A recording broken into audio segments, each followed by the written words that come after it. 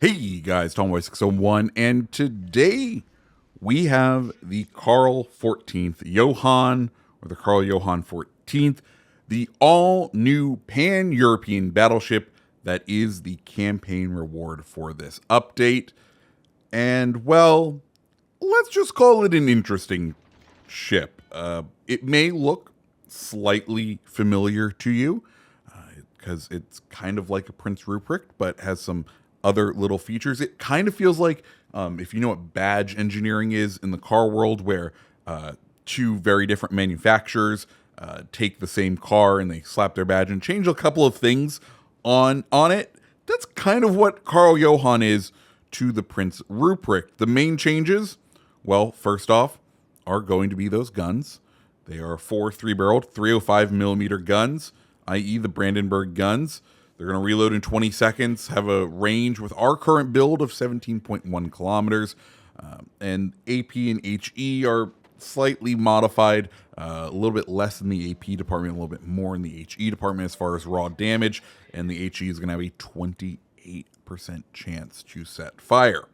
So that's kind of what Karl is, a Prince Ruprecht, but there are some key differences because of the nation change. One, the torpedoes, they did get moved slightly further back in a slightly more protected position, so you're less likely to lose them while you're in an engagement. But then the secondaries, they no longer benefit from German penetration. If you remember, German HE gets quarter pen, which means the 150 millimeter secondaries could pen 32 millimeters of armor if we were German, if this was the Prince Ruprecht. But because it's a pan-European ship, I guess they just don't have the same technology in the HE shells or whatever we want to explain away on it. The reality of the situation being that 150 millimeter secondary, i.e. the larger secondaries on the ship, are only going to do 24 millimeters of, are only going to be able to damage ships that have 24 millimeters of armor or less. And if you're thinking, Tommy, that's not very many, I'm going to say you're pretty much right. They're kind of now reserved for two things: either A, damaging some destroyers, which you'll note in the current game we have none, or two, setting fires. And that's sort of what these secondaries are best used for. Everything else, they're kind of lackluster. Well, if the secondaries are lackluster, how do the torpedoes fare? And this is the highlight of Karl 14. These are the best thing about it. You get pan-European torps. 4 4-barreled 533 millimeter launchers. They're going to have a 10 kilometer range, 86 knot top speed, and they're going to reload in 86 seconds. These are absolutely deadly. And on the PC version of this vessel, well, they're kind of, I'm not going to call them the primary armament, but they're definitely up there as far as lead effectiveness, because on the PC version, they actually allow you to stealth drop them. I believe they have like 12 kilometer. Or the way it works over on PC is the concealment, I think, is a lot better for the battleship overall, and the torp range is slightly longer, but you get to drop your torps while concealed. That's not something you can do on Karl the 14th. So you're kind of left with the sort of attack we just did there, where we pull out, drop the torps, and then recede to cover and hope that the enemy battleship is none the wiser to the tricks that are afoot. And luckily for us in this game, we're going to go ahead and pick up 3 torpedo hits and 2 floods, which means, and if you watch, we're going to end up doing a perma-flood, and I think we end up getting a liquidator off of one of these battleships that we just hit with the flood. Surprisingly, not the battleship we aimed the torpedoes at, but the guy behind him. As far as the gun performance goes overall, when you're in this range right here, they're fine. They are fine for close quarters. Once you start extending the range on the Johan, that's where things get rough. And that's kind of the theme of Johan, is this position that we're in right here, the dug in like a tick, holding a very important point having people push into you. That is the strength of Johan.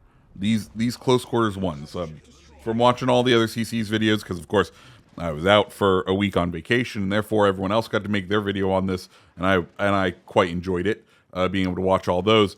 It really seemed that the people who enjoyed the Johan, or the ones where the games were pretty successful, were when they got the ship into situations like this, where they control a key choke point, where people want to push into them, where they are able to sort of control the terms of the engagement, and the engagements are very close quarters.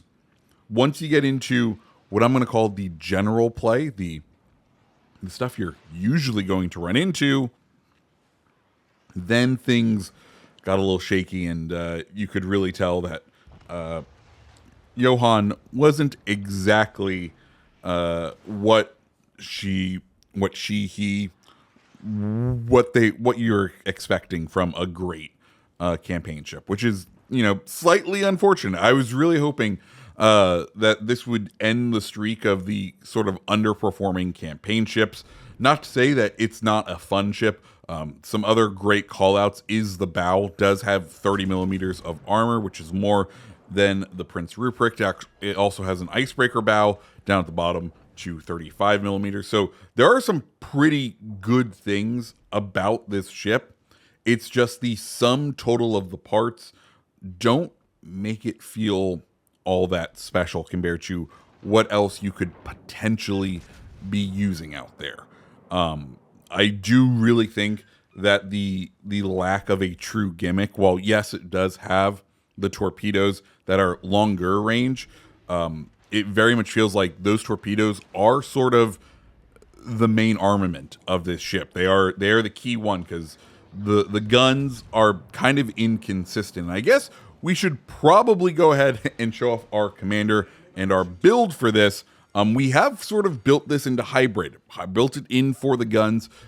So our commander is Janko Vujicic, the Pan-European battleship commander. We are running the double British inspiration of Cunningham and Charles Madden. Then we are running Reckless Gunman, which is that sort of brawler that doesn't take the range penalty. Porcupine, Firefighter, Master Mechanic, and running with Scissors, which I don't know if you noticed, we used to great effect getting some enemies in range of running with Scissors and then being able to sort of hit back at them and get that buff from the damage.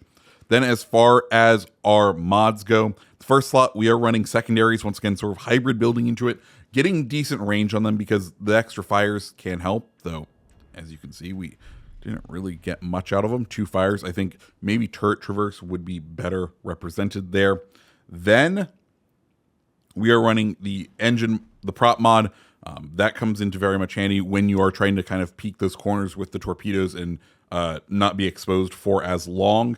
Then concealment mod, and then main battery mod to help with the reload.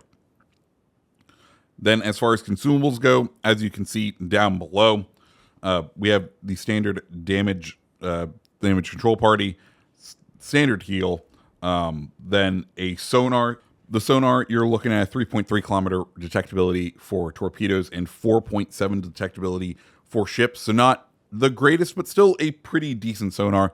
And then 4 of the enhanced secondary battery reload boosters, which is a bit weird. So that's the Johan. Let's now enjoy as we finish up this game, and we can kind of see the main gun performance here. We're going to fire our main guns at Riga. It looks like it should be pretty good, but I think he ends up stepping on the brakes. But you can see the sort of dispersion you get at the longer ranges where this ship just will not hold up at the longer ranges. And I feel like that's what you're going to run into 90% of the time in this game. But we've done a good job holding the mid-section of the map. We're going to set up our torpedoes for Richelieu here. The high speed on them makes them just so much more deadly than a lot of the other torpedo-launched sort of battleship torpedoes. It's much harder to maneuver out of the way, even in the sort of mid-ranges. Pick up the Riga for the Kraken, and then, well, pick up the Richelieu for the high caliber, double kill Confederate, and end the game with a dreadnought. So lots of medals on display there.